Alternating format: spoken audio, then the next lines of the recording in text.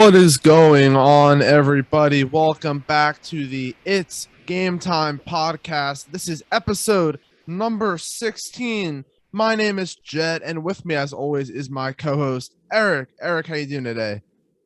16 in the final online episode. Yes. I'm so happy. I'm so ecstatic. You come just to see me and move into Tampa just for me on Friday. I mean, yeah, that's the only reason it could be that you're moving to Tampa, right? It's the most important reason. Like school and everything is secondary. Like this podcast is our primary focus. So I'm coming to Tampa to get this podcast recorded live. Exactly, in which it's going to be so much easier, a lot of less technical parts involved and stuff like that, and just dynamic in person is so much better than online, and I'm excited to see what that dynamic is because we've only done this online for I'm guessing a little over 2 months now. So I'm so happy that we are now past the Zoom phase and now we're going into the IRL phase. Yes, if you were already enjoying the podcast, which I hope you guys were, you're going to enjoy it even more because in person is going to be such a different feel. So we are looking forward to that a lot. Oh my gosh, I cannot wait to do in person. No delays, no audio things, and it's gonna be great. Just gotta. It's gonna be great. Yeah. It's gonna be great. We don't have to rely on the internet to hear each other anymore. So, Jet, how you doing? How have you been this past week? I've been pretty good. Busy. I finished a couple of my classes I was taking one through Tampa, and I took another class through. It's called Sport Management Worldwide, a baseball analytics class. So I wrapped that up. That was pretty good. Learned a lot in both of those classes. And now with our fall semester for the University of Tampa starting in 12 days, getting ready for that. Obviously, like I mentioned, I'm moving back to Tampa this Friday. And yeah, I'm excited to come back, especially to see you. But of course, in which we're gonna start training again. We're gonna start training you, in which we're gonna be able to get on the field. I'm gonna be able to dice you up in the cage and then hiss rockets at you at third base. Then some MLB The Show to wrap it up. I mean, oh my gosh. I completely forgot that I will now be able to kick your ass once again in MLB The Show. I have been on a 3-month hiatus now from that. Yes. Oh my gosh. I've been playing this whole time and I've only gotten better. So I mean, don't worry. I've just been resting my thumbs. You're gonna have to get adjusted back into the game though. So absolutely. But I've been seeing a lot of TikToks and stuff like that about strategies for MLB The Show that I will definitely be using. And oh my gosh, that was the best part. And which then also we'll be doing intramural sports. Yes. 7v7 yes. football. we got our whole team lined up if everyone's still willing to commit, and it should be a lot different than the 5-on-5 just because 7-on-7 is going to be a lot easier, I feel, and I think we're gonna have a very good chance of winning because we became pretty close in the spring. Oh yeah, we just got diced up by a soccer player. Oh, Nico. But I've been pretty good. I finally got a part-time job down here working at a dog kennel that is honestly the nicest facilities I have ever seen. And I've talked, and one of my coworkers, she's been in the doggy daycare business for 18 years now. And she also has said, this is the nicest facility I've ever worked at. So that's really nice, in which I'm just looking to work part-time there and stuff. Right. But then I also so I got to tell you about this weekend. So Friday night, I go and have dinner with a friend at their place. And I get there at 7 p.m. I don't get back to my room till 3 a.m. So I'm exhausted. Yeah. So I'm and then I get to sleep in on Saturday because it's Saturday. Right. I was just doing laundry and stuff. And then I go to the Bucks preseason game with our friends Ben and Lindsay, which was really cool to see. I mean, we saw Tom Brady do one drive. He got sacked at the end of the drive, which then I bet he got up and he was like, guys, what the fuck? This is preseason. Why am I getting tackled here? Because he just got surgically repaired meniscus or whatever. Something like that. Yeah. But I Something like saw that that. you were watching the Yankees game the whole time while you were inside. Oh yeah, the Yankees are back, and I'm hoping that we see them in the top 5 this later on in this episode. But then afterwards, I go over and I hang out with Maggie and our friend Maggie and Maddie till once again 3 a.m. And so again, I'm sleep deprived now. But then I have to wake up at 9:30 the next day to go and travel to Daytona Beach to see my friend Tyler. Wow. And which then we stay up till like 1 a.m. and then I got to wake up at 8:30 so that on Monday, I could get back before I started my first shift at work at 1:30, in which then I worked till 7. So pretty much to say I'm finally kind of these past 2 nights, I've regained sleep. I'm feeling more energetic now. That's good. So, but Yeah, this we weekend need was we very need that energy for this podcast. So I'm glad. I'm exactly. glad. Yeah. Exactly.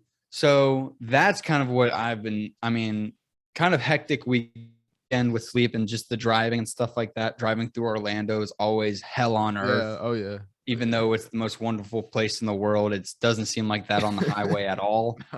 Um, so that's been my past few days.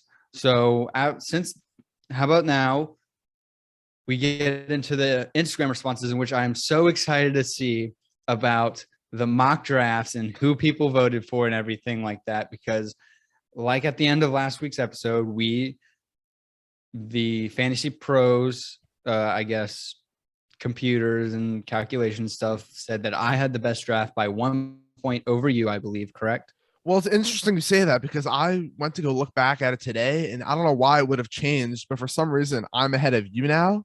But I was in the back of my mind, I was like, no, I'm pretty sure it said Eric had the best draft, but for some reason maybe it has to do with like rankings changing and everything over the past week. But yes, you did have the best draft according to the end of the draft last week. But some of our Instagram responses feel a little bit differently than what Fantasy Pros had to say. So I'll give you a little bit of a rundown. So for the Instagram polls, if you didn't see those polls, I put out each person's team. Didn't say whose team it was, just put the players on the team. I did Cooper's team, my team, Eric and Charles.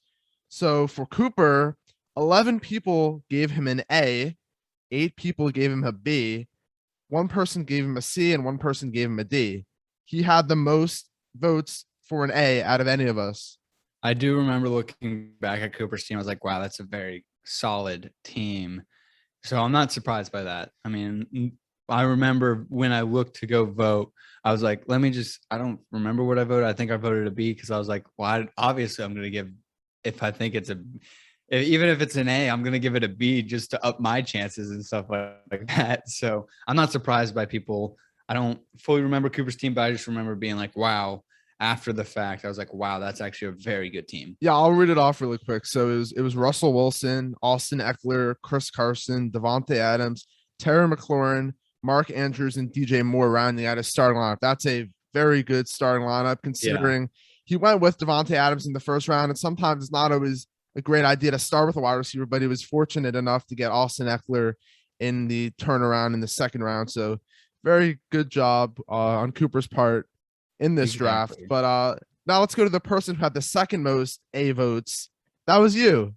With 10 votes for an A, 7 for B, 4 for C, and 2 for a D. Wow. And how many A votes did Cooper have? Cooper had 11. Oh, I barely. It was barely. Yeah, so you probably remember your team, but just for everyone out there that doesn't remember Eric's team, it was Justin Herbert, Saquon Barkley, DeAndre Swift, Stephon Diggs, Robert Woods, Noah Fant, and Tyler Lockett rounding out his starting lineup. Solid. Noah Fant's the only downside. Noah Fant's like that kind of, if I got Thomas from Washington, I would have liked that more, or Goddard. Sorry. Yeah. I was blanking there. That would have definitely, I think, maybe have put me into first, but I'm still very happy with the draft that I did have. One thing I will say is, obviously, I know you love Saquon Barkley. You're a Giants fan. It is a very risky pick, especially. It is. I know it is. You have the 6th pick. I mean, obviously, if he plays the whole season, he's gonna most likely finish in the top 5. So can't fault you for doing that. But it is one of the more risky picks someone can make in the first round. Definitely. But hey, big risk, big reward, baby. Okay, so let's go to my team now. Okay, honestly, I've had better drafts. I got to be honest. Okay. And so the way people voted for my team was 9 for B, 7 for C, 4 for A, 1 for D. Not the best. And honestly, looking back at the team, there are probably a few things I would have done differently. Like I'll list my team right here: Ryan Tannehill, Ezekiel Elliott, Miles Gaskin, Calvin Ridley, Julio Jones, George Kittle, and Mike Davis. Rounding out my starting lineup. The biggest thing that I would probably change after watching week 1 of the preseason is Miles Gaskin. He did not work with the first team, which I don't understand. Honestly, he's the best running back on the team. They decided to use Malcolm Brown, who just kept running into a wall every play, nine rushes for 8 yards. But for the way I like to do my drafts, Ryan Tannehill is someone you get later in the draft, quarterback that's going to finish in the top 10 or so this year and future years. But yeah, it was a good draft, but I've done better before. And then Charles ended up in last. Charles had more A votes than me. He had 6 and 9 for B, 4 for C, but he had the most D votes with 3. Which I get. His team was Lamar Jackson, Nick Chubb, J.K. Dobbins, DeAndre Hopkins, Amari Cooper, Dallas Goedert, and Damian Harris. When I look at his team like that, considering it's a PPR league, Chubb and Dobbins might not be that great just because they don't catch a ton of passes, which is probably why people gave him a little knock as opposed to our teams. But it's still a very, all of our teams came out pretty good, but obviously. Oh, definitely. I mean, obviously, because it's only 4 people drafting, and then the AI sometimes is taking Mahomes with the 12th pick. So, yes. But thank you again for all the responses and for the votes. That's a lot of votes. So I am very happy to see that. Yes. Votes have been getting better each and every week, and we really, really appreciate it. Definitely. So now let's get into the question of the day, in which I texted Jet yesterday. I was like, what are we going to talk about? Because like I said at the beginning of the episode, it's kind of a dead period right now. Really, the preseason games are starting, but it's preseason. NBA Summer League just ended, but no one really watches the Summer League. I was very happy with my Knicks though. But so I was texting Jet. I was like, Jet, what are we going to talk about? What are we going to talk about in today's episode? And he came up with a good one because the preseason games just happened. The question of the day is, which rookie QB will have the best career? Again, very early on. They haven't even played a snap of regular season football yet, but we're going to make our predictions of who's going to end up as the best QB in this year's draft class. So, Jet, which QB is going to have the best career? Yeah, so after the first week of preseason, a lot of people are going crazy with different takes based off of limited action. We saw Trevor Lawrence, Justin Fields, Trey Lance, Zach Wilson, and Mac Jones all see limited work in their first appearance in an NFL preseason game. Obviously, the 2 most hyped guys coming out of week 1 were Justin Fields and Trey Lance based on the performances they put together. But for me, the quarterback that I think that is going to have the best career has kind of flown under the radar this past few weeks with the emergence of Justin Fields and Trey Lance. So I'm going to go with, might be a little bit of an obvious pick, but it's Trevor Lawrence. He was the number 1 pick in this past draft to the Jacksonville Jaguars. And like everyone has said, he's going to be a generational talent. He did struggle on week 1 preseason against the Browns. He completed 6 of 9 passes for 71 yards. He was sacked twice and he fumbled, but he did recover that fumble. Not a great performance considering what some of the other rookie quarterbacks did, but he is very, like, with his talent and in his ability, he's lined up to have a very successful career. Even if he's on a team right now that's going to suck, I'm very optimistic that the Jaguars are going to be a better team in the future. Yeah, the obvious choice is Trevor Lawrence because he's been shrouded as the best QB in his class since, I would say, like the 9th grade. He's always been the favorite and everything like that. But for me, I want to go with the third overall pick in this year's draft in Trey Lance Jr. and claim that I think he'll end up with the best career out of this year's rookies QBs and arguably one of this next generation of great QBs also. My reasons are because he's going to be able to transition smoothly and have around half a year or even maybe the entire year to learn and grow into the NFL. That's what the plan is. They're starting Garoppolo, depending on how well they do with Garoppolo. If they're winning the division and a top seed in the NFC, they're going to stick with Garoppolo. There's no reason to change. There's no reason to change. If it ain't broke, don't fix it. All right. The plan is to move to Trey Lance, obviously, and they're planning on doing that. The latest is next year. Earliest can be if it's like Thanksgiving time and they're kind of out of it or they need a spark, then you can make that transition. Anyone that watches the NFL is consistently seeing what happens when a top QB prospect that still needs to grow a little bit sits for a year to learn the system that they are in, and then they just explode the following year. I mean, we have seen this with Aaron Rodgers behind Brett Favre. He sat multiple years, I'm pretty sure. Patrick Mahomes, he sat a year behind Alex Smith, in which I think that's the most easily comparable one.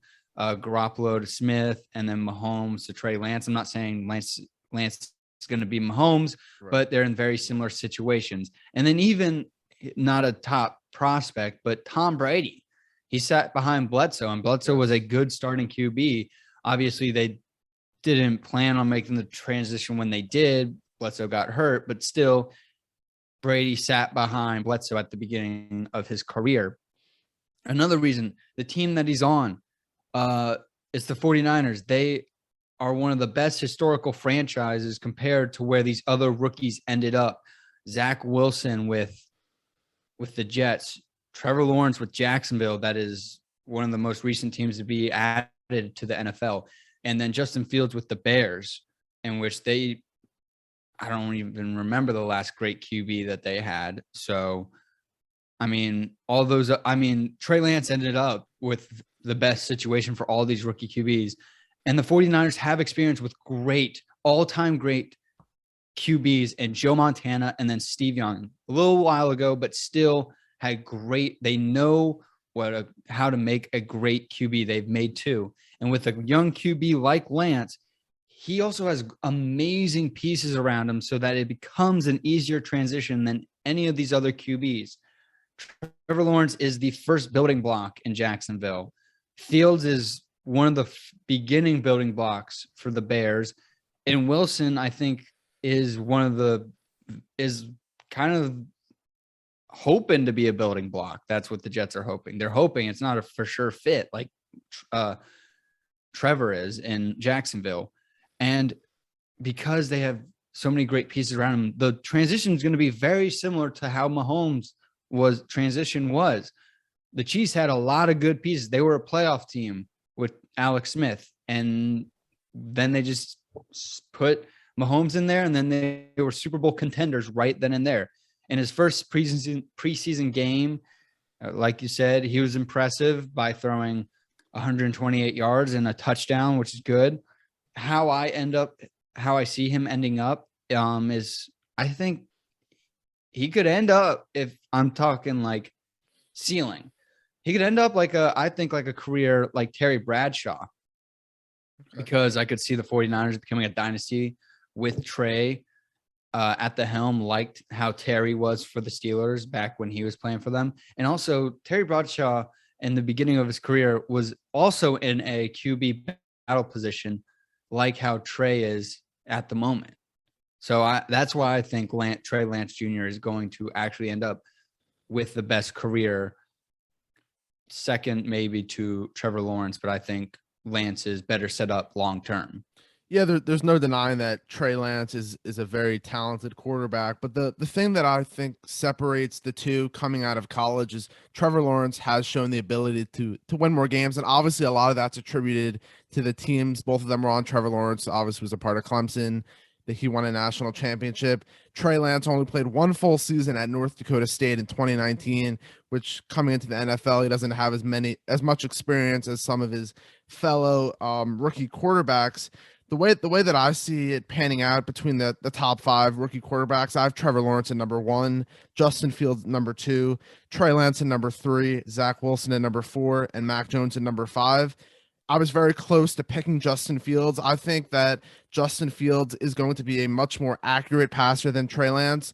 Obviously, I think Trevor Lawrence is going to be the best out of those top three. He, as good as arm strength as Trey Lance has, Trevor Lawrence is even better. He has the best deep ball among rookie quarterbacks. Like I said, he has that winner's mentality. He went 34-2 in his career at Clemson. The Jaguars definitely do have some good options on the offensive side of the ball. They just drafted Travis Etienne, Trevor Lawrence's teammate. They still have James Robinson, a couple young guys in the receiver room in Laviska Shenault, Colin Johnson to go along with veterans, and DJ Chark and Marvin Jones. Obviously, the Jaguars are nowhere near where the 49ers are currently, and the 49ers might end up outpacing the Jaguars if they don't continue to build around Trevor Lawrence. I just think it's too hard to deny what we've seen from Trevor Lawrence in his college career. And like I've said, like since Andrew Luck, this is probably the best QB prospect we've seen. And I'm not willing to put my money on another guy when we have this guy standing right in front of us. So that's really why I feel that Trevor Lawrence is the guy. Yeah, from like a player, like the top ceiling I see for Lawrence is maybe an Aaron Rodgers type. I really do see that. And then for Fields, you could say like a Russell Wilson type. I mean, that's who he modeled his game after, was Russell Wilson. Right. And I think they have very similar play styles of running around, and out of the pocket accuracy for both of them, I think is a plus for them. So, but I don't know. For me, it seems like Trey Lance just has it for some reason. You don't expect it. You expect him to be good, but for some reason he's way better than expected. Just like how Mahomes was. You expected Mahomes to be good. We never expected Mahomes to be this good. Because he was taken behind. I mean, what Mahomes is doing is what we expected Deshaun Watson to be doing. But again, Mahomes had better pieces around him. No one, I don't know why, except for the Bears, expected Trubisky to be better than Mahomes, but I think every common sense human expected Mahomes to be better than Trubisky. Yeah, I mean, in regards to Trey Lance, obviously the 49ers saw something in him to take him at the number 3 pick, considering, like I was mentioning, he doesn't have as much experience as some of the other quarterbacks in this draft class. No denying his talent. It's going to be very interesting to see when he actually gets the starting job, if it's a Patrick Mahomes type situation where he waits a full year, or if there's some people are saying out there that Trey Lance might be the starter week 1. I doubt it, but there's still the possibility he sees some sort of playing time this year. But I'm just curious to see what your top 5 rookie quarterbacks are, where you think they'll be. For me, it obviously Lance, and then it's Lawrence. Obviously, I think those for me are the top 2, and I'm just going out. I'm just being a little bit more bold, I would have to say, with going with Lance. Right. And then it's going to be Fields, obviously. And then I actually think it's going to be Mac Jones and Zach Wilson. Zach Wilson, I just think is just going to – it's because he's just kind of part of the Mets – the Jets. Very similar organizational styles. I mean, Steve Cohen just tweeted out about the Mets, and you don't usually see an owner doing that. But I don't know. Zach Wilson, I just feel like will be this year's flop, I think. And I think Mac Jones, he's with the Patriots. I mean, and he's going to be sitting behind Cam Newton also, but he's with the Patriots. He seems like he would fit into the Patriots way. He'll have an average career at best. I think he'll be very average, maybe like an Alex Smith type of career, quality starter and stuff like that, but nothing you can win a championship. No one, QB can't win a championship with. Fields, I think he is just the NFC is very tough, and I don't trust the Bears organization to put great pieces around him. I think he will be a great QB. It's almost maybe very similar type of a little step below Russell Wilson, because Russell Wilson's an all-time great, but a little step below Russell Wilson. But like I said before, it's Lance and then Lawrence for me. Right. I mean, honestly, I have Fields at 2 right now. I wouldn't be surprised if, for me anyways, that he ends up being the best quarterback in this class. Still love Lawrence. Lance is great too, but I wouldn't be surprised if either Fields or Lawrence is the number. I would be very surprised if Lance is the number 1 quarterback in this class. I get all your points are valid, but only time will tell. So exactly. So let's now. How many weeks has it been? 2? 2 weeks. Yeah. 2 weeks since your last MLB Power Rankings, in which is it based off the same kind that we did the last time, or back to the original? So this is based off the last one, which we did not 3 or 4 weeks ago, but okay. Like the shifts and stuff were based off of that, because obviously last time we did it was a little different based off of where I thought they were going to finish World Series wise. But yes, my MLB Power Rankings are back for another week. Great 5 teams here. Couple new ones, so I'm excited to list them off. So number 1 is the San Francisco Giants, currently the best team in the MLB at a record of 78 and 42 with a plus 147 run differential, which is 3rd in the MLB. Since my last Power Rankings, they have gone 11-2. They took 2 of 3 from the Brewers and took the first 2 games against the Mets, which that series is still in progress. Brandon Crawford has been one of the most productive hitters, not only this season, but during this stretch. He's hitting 388 with 1 home run and 7 RBIs. Chris Bryant was a great addition as well. 364 with 2 home runs and 7 RBIs since the Giants acquired him. Actually, the best pitcher over the stretch is not DeSclafani, not Gosman, not Alex Wood. It's Logan Webb, 1.4 ERA in his last 19.1 innings pitched. This is after 2 straight seasons of an ERA over 5. He currently has an ERA at 2.92. Get to know the name Logan Webb. Giants at number 1. I wish this was like the NFL rankings, of course. Then I'd be ecstatic then. But this is MLB, so the San Francisco Giants coming in number 1. Of course they are. They're in first place in the MLB. Anyone that doesn't have them in first either doesn't watch baseball or they're a Dodgers fan. Let's be honest here. I kind of feel bad for the Dodgers because they're playing great baseball right now at the moment. But the Giants are just not letting up on that gas pedal, man. They got a lead foot right now. They are just cruising and picking up speed. It's insane. I continuously doubt the Giants, and they continuously prove me wrong. The Chris Bryant trade turned out to be one of the best trades this season because he has automatically produced for the Giants. He's hitting 321 batting average, already has 3 home runs in 15 games. And that's what the Giants are all about. They're all about hitting that long ball. But they're not like the Yankees of past years where it's like long ball or nothing. They are good at hitting the long ball. Before the All-Star break, I mentioned Brandon Crawford and how he's having a career year in which the Giants just signed him to an extension. So that's great to see. I think it's a great move by the Giants because there aren't a lot of shortstops out there that can produce on both sides of the ball. All right. They're either very offensive like Tatis, or they're very good defensively like the Angels shortstop. Do you know the Angels shortstop? I don't think it's Iglesias. Okay. He's a very good defensive shortstop. Yeah. I'm pretty sure. So with that, I want to, as always, when we do the rankings, I have Baseball Reference odds that they created for like the playoffs and stuff like that. First off, I want to ask you, do you think the Giants will hit the 100 win mark? I do not think so. Oh my gosh, you're still wow. I don't believe it. Especially they have a tough stretch of games these next couple of weeks. So I think they might hit a little bit of a rough patch. Although they've been playing great baseball, they have to play the Mets, the A's, the Braves, Brewers, and Dodgers.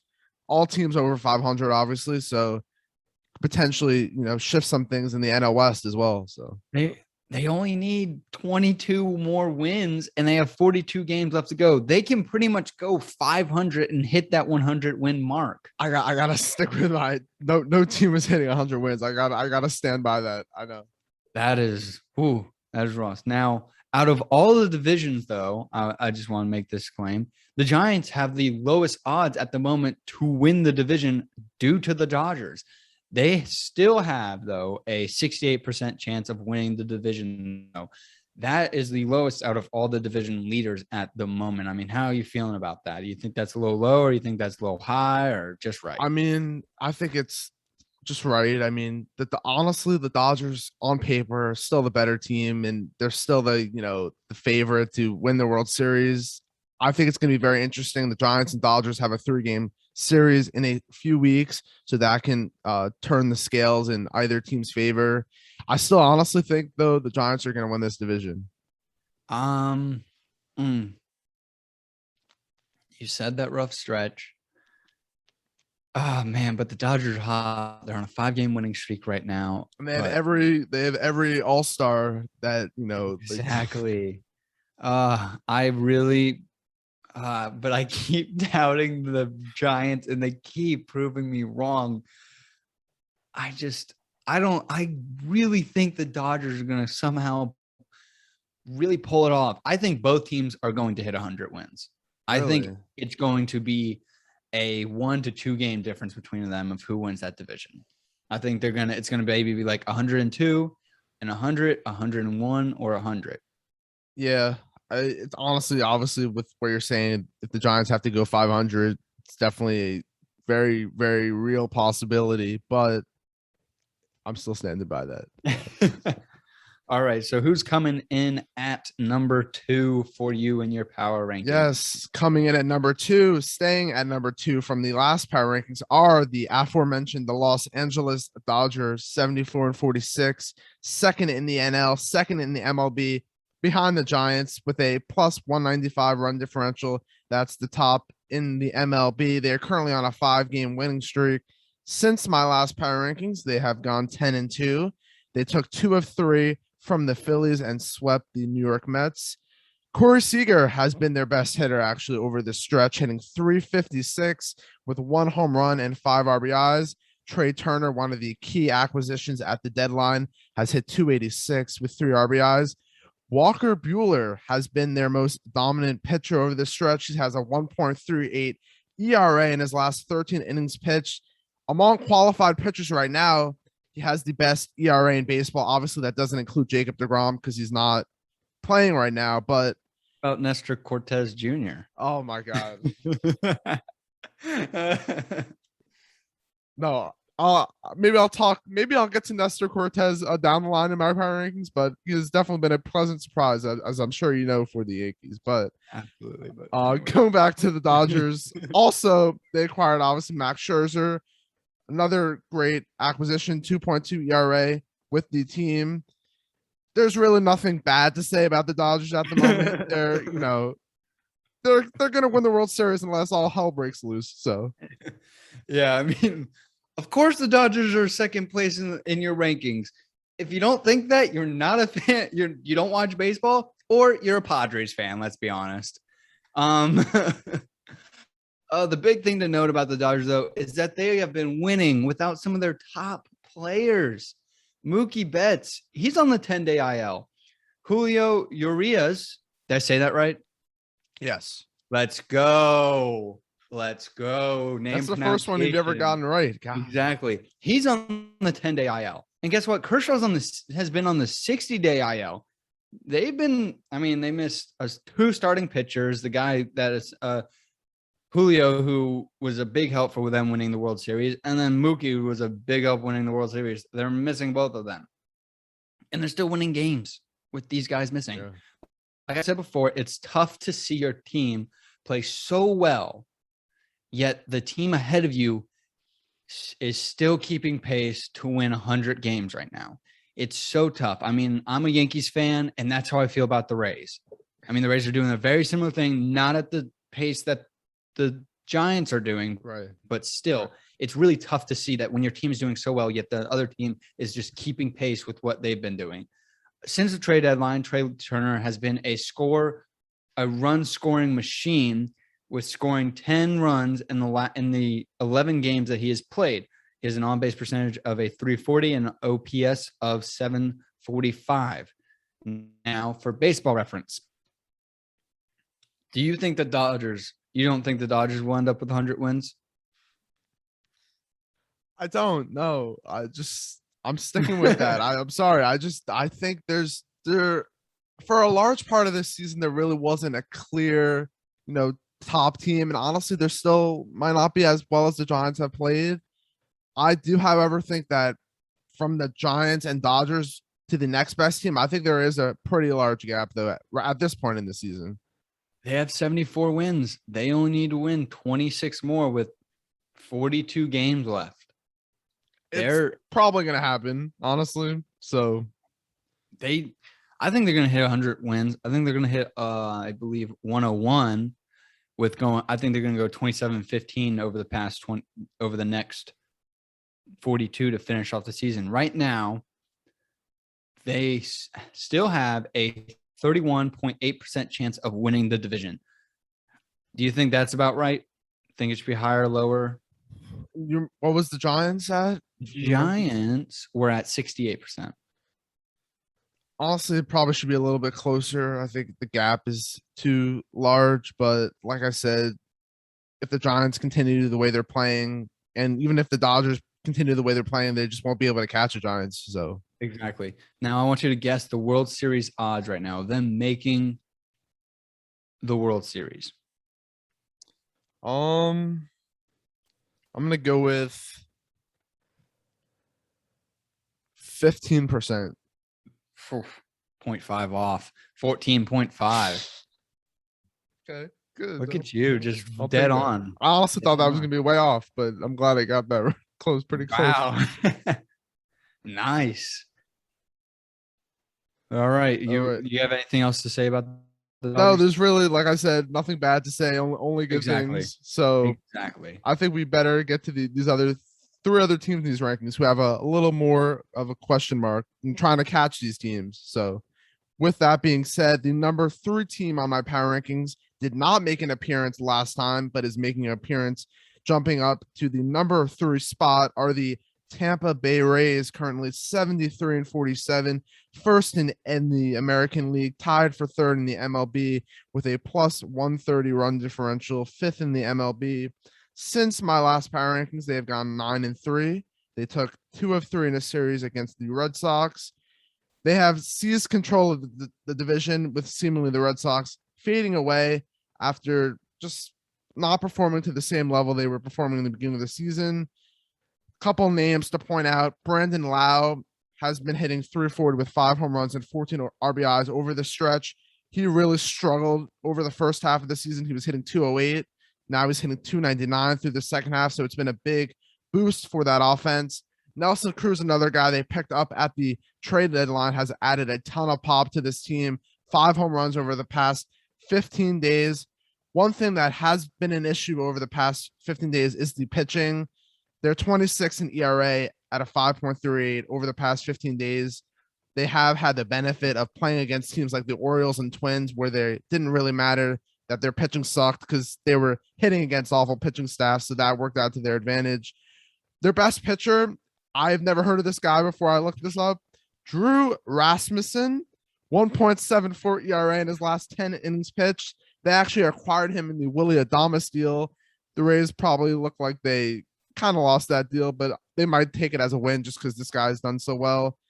But pretty much the offense has been carrying them over the second half of the year, and the pitching has been awful. So yeah, right now it's difficult in the AL to see a clear-cut favorite. The Rays are, I would have to say, the best team at the moment in the AL. There's factors that I'll go into in a little bit that give them the title of the best team in the AL.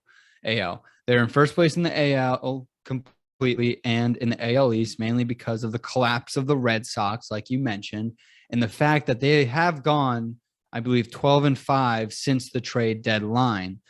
Now, since the trade deadline, the only competitive team that they have faced was the Mariners, which the Mariners aren't even competitive anymore. But at the time, they actually were. They were in third. They were third in the wild card race, in which my concerns, like you said just now, are about their pitching for the postseason, because that's what won them games last year in the postseason. Not their offense. It was their stellar pitching staff.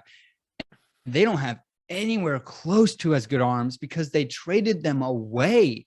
For what reason? That's the Rays are sickos. They are, because like you're like, what the heck? What are they doing? And yet they're still winning games. You're like, I also don't know if their offense would be good enough to compete with the Astros offense, and their pitching is nowhere close to compete with the White Sox staff. Not at all. So like,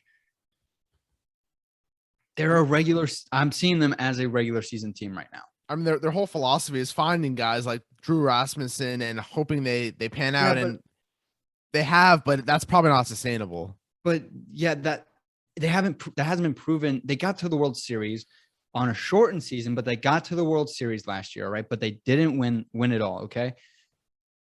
They can't bet on this Drew Rasmus or whatever his name is to win them games against Lucas Giolito. 100%, yeah. They can't, because guess what? Everyone's offense gets shut down in the playoffs. It just gets tighter like that. That's why we're so high on the Brewers, because of their pitching staff is so phenomenal. That's why we're high on the White Sox in the postseason, because their pitching is so phenomenal. I honestly think that they are a flawed team that just had the benefit of playing against lower tiered teams. That's why they have the best record in the AL right now. The next series matchup, though, this weekend, I believe, is against the White Sox, in which that will really show whether or not they can compete and be a contender in the AL this year. I'm guessing that they get swept. Really? Wow. I don't think they're going to get swept. I think they'll at least win one. Honestly, wouldn't be surprised if they won two, because the White Sox have been struggling as of late. But I mean, they're dominating the Athletics right now. They are dominating the Athletics, but I mean, the Rays always seem to find a way. So exactly. I don't think they're going to get swept. If anything, they'll take at least one game. Maybe, but I think this is going to be eye-opening. I think it's going to show a flawed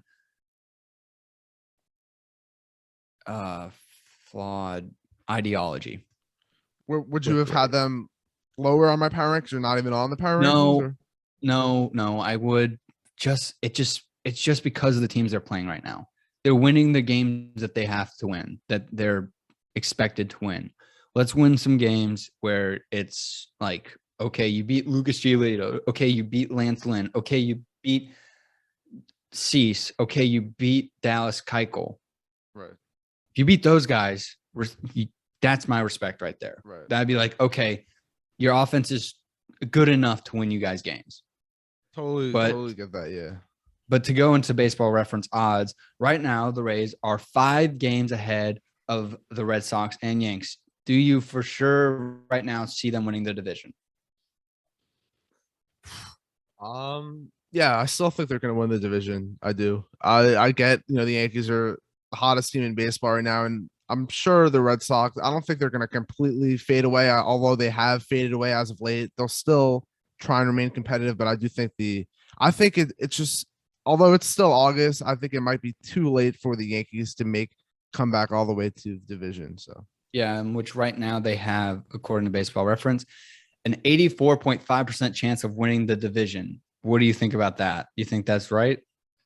Honestly, that's probably a little bit too high in my opinion, but I still think I would give them at least like a 70% chance of winning the division. I was thinking like 75 maybe. Yeah. I mean, it's 5 games. It's still 5 games. I don't know how many games the Rays have left against both the Red Sox and the Yankees, but those games are going to decide a lot if they have any against them. Exactly. And they still have right now the second best chance of making it to the World Series with a 28.1% chance. Wow. That's absurd. That is absurd. That's absurdly high. That's crazy. I mean, I don't know. I mean, I'd rather I have my money on either the White Sox or Astros over them at this point. And, Exactly. Me too. And I don't get that, but we'll have All to right. see. Yeah. Yeah.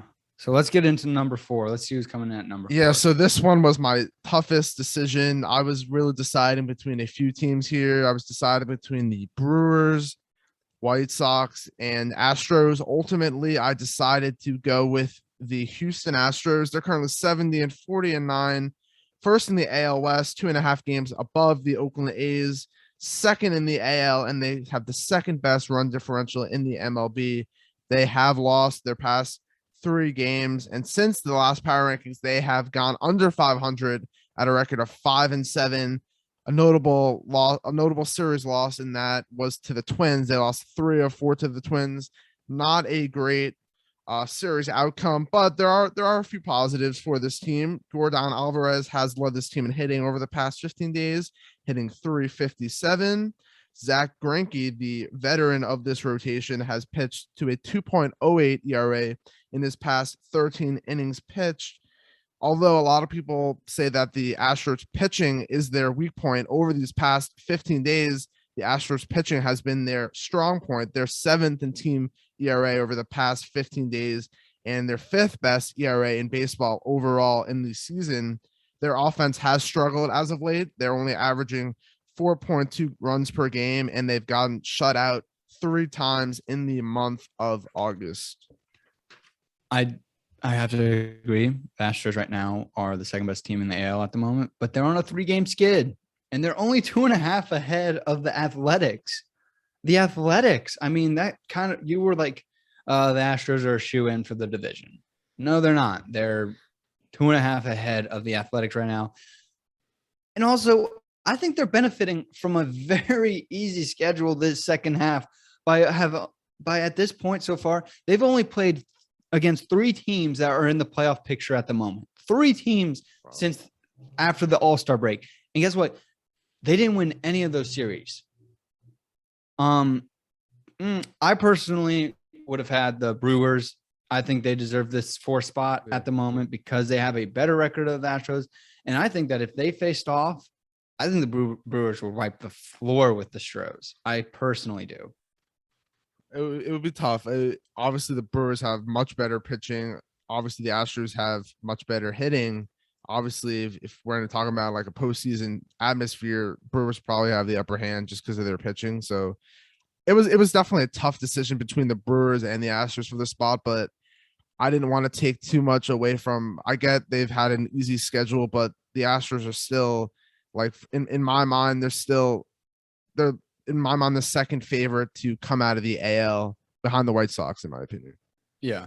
What's been a big hit for the Astros, though, is the fact that Bregman has been out and they don't see when he'll be able to start his rehab assignment yet. That being said, the Astros have they haven't been battle tested because of this easy schedule. And when they have, they didn't show up. The next big series is against the Padres, which isn't until the start of September. Okay. They got another half of a month to just up their wins against these nobody teams because they're in a weak division. And then they don't play the Athletics until the end of the season. That's, something to circle though on your calendar and look at in the future is the final 3 seasons of the regular season for them. The first is at the Athletics. Sure. Then they have a series against the Rays. They could be battling for the top seed and not want to face the White Sox. Right. And then the final series of the season is once again against the Athletics. And that could be a fight till the very end. If the Athletics continue to win and stay within 4 games, then they have 6 games against them head to head, in which last second just complete flip. Oh yeah, that totally could turn everything around, and the A's could just win the division there. They could just keep playing the way they're playing, and then those 6 games will probably decide it if they maintain their distance with the Astros right now. So yeah, that's gonna be very interesting down the stretch. And I mean, there's a Rays series squished in between there. Yeah. So then even if the Athletics win their in between series, the last series may not even matter, maybe, or maybe just they need to win 1 out of the 3 games against them, and then it's a shoe-in. So there you go. That's that tough spot, and that's the very end of the season. So if the Athletics can keep close, watch out, Astros. Watch out. Yes. But for baseball reference odds, they have the Astros having a 17.4% chance of winning the World Series. Again, I think that's insanely high at the moment for a team that is 3-5 against in the second half against teams in the playoff picture right now. That is, yeah, a little. Where do they rank among AL teams? I think that's number one in the That's MLB. number 1 in the MLB. Wow. I'm pretty sure. I mean, I just don't see it at this point. They could end up going on this enormous run and win all those games at the end of the season against the A's and the Rays and, go into the playoffs hot. But at this moment in time, I would not give them the highest odds to make the World Series. Absolutely not. What do you think Baseball Reference is guessing their record will be at the end of the season? I'm gonna say like 93 wins. 96. Okay. So you're pretty close. Okay. Very interesting. Yeah. A lot of shifts over the past several weeks with all these teams, and this next team has shifted a lot, and I think you'll know this team very well. Coming in at number 5, the first time in my power rankings are Eric's New York Yankees. Currently 68-52, second in the AL East, 4th in the American League with a plus 24 run differential. Arguably the hottest team in baseball right now. They're currently riding a 5-game winning streak, 7-3 in their last 10. Since my last power rankings, they have gone 11-3, 2 of 3 from the White Sox, and they're currently in progress with the series against the Red Sox, where they swept them in the doubleheader, and they passed them by percentage points in these standings. What's funny is before this Red Sox series, the Yankees were struggling against the Red Sox, dropping 10 of 13 to them. In this recent stretch, a couple notable names to point out. DJ LeMahieu looks like he has finally found his pre-2021 form, hitting .333 with 7 RBIs in the past 15 days. Aaron Judge, 4 home runs and 13 RBIs in the past 15 days. Joey Gallo and Anthony Rizzo obviously were the 2 marquee additions at the trade deadline. Obviously, Rizzo started off hot. He is I still believe he's on the COVID IL, or he's probably coming back today. So there you go. Another building that lineup even stronger. Joey Gallo has been great. His normal self, hitting a bunch of home runs and driving in runs. And the most notable name, which I'm sure you're very happy about, is Jameson Taillon. Has been unbelievable throughout the second half of the season. After posting a 4.90 ERA in the first half, he's at a 1.53 ERA in the second half. Let me hear your thoughts on your Yankees. They're finally in the top 5, and they finally deserve it. Of course, before all your prior rankings, they didn't deserve to be in the top 5, and I think they absolutely do deserve to be here now. I think five is the perfect spot. I'm very happy with 5. I don't think they should be higher than anybody else. And I think they deserve it because of how resilient they have proven to be. 1 month ago, guys, they were 10.5 games back from the Red Sox, who were in first place in the AL East, in which just yesterday, because they swept them in the doubleheader, they are now tied with them for the wild card. And due to percentage points, they would be hosting a home game in the wild card. That's insane. That is incredible. The trade deadline moves that Cashman made put life back into a team that was buried 6 feet underground. That I love Anthony Rizzo, even though he hasn't been with us. I mean, he's been on COVID, and Joey Gallo has been doing great. Great defensive player also. That's a thing to be added. The stretch that they have been on, since the trade deadline has arguably been the best in baseball. They have, since the trade deadline, they have won 15 out of their last 19 games against good teams while being riddled with injuries. They won a series against the Mariners in which at the time they were ahead of them for the wild card. Then they won a huge series against the White Sox last weekend, again with no pitchers at all, no pitchers.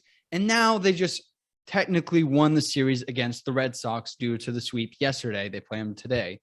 During that stretch, let me read you off the players they didn't have. They didn't have Gleyber Torres.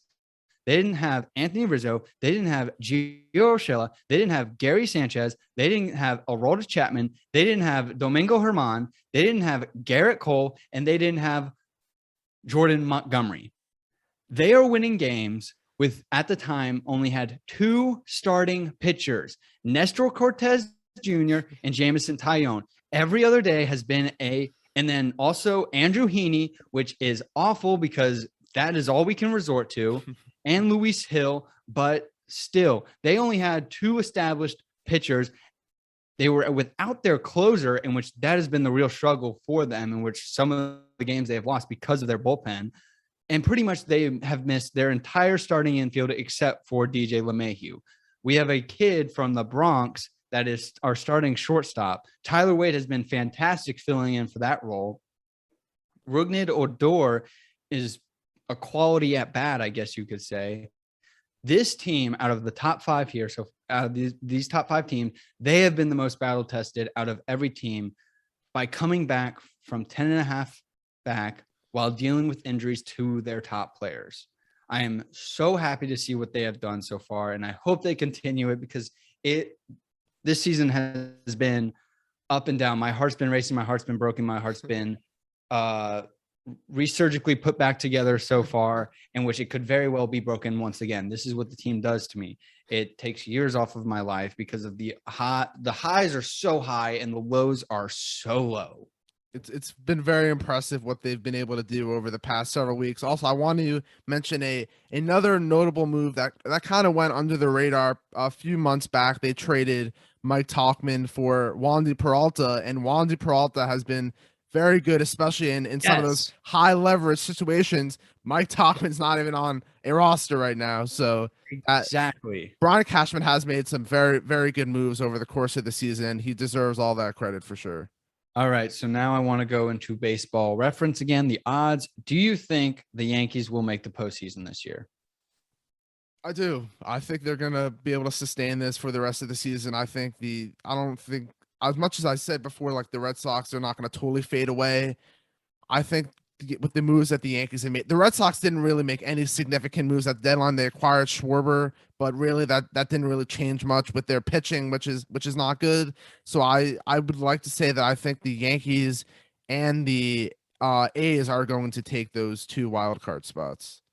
Yes, right now the Yankees have a 48.4% chance of making the postseason. Over the past 30 days, a month, the odds have increased by 37 percentage points. Wow. Second only to the Braves. That's crazy. That's insane.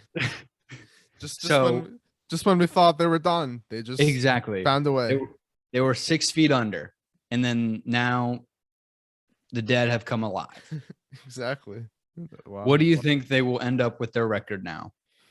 Let's see here. I'm gonna say like 92 wins. I think.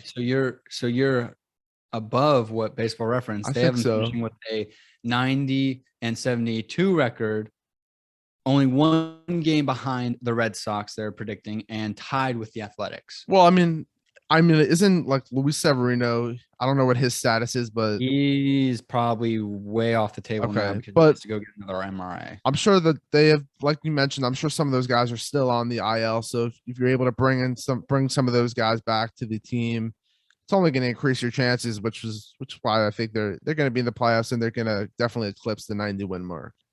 Oh yeah, definitely. I'm very happy what they have done. But guys, that was episode 16 of Yes. It's Game Time, the last official for the foreseeable future online recording. I'm so happy we're done with it. I'm so happy we're going to be in person from here on out.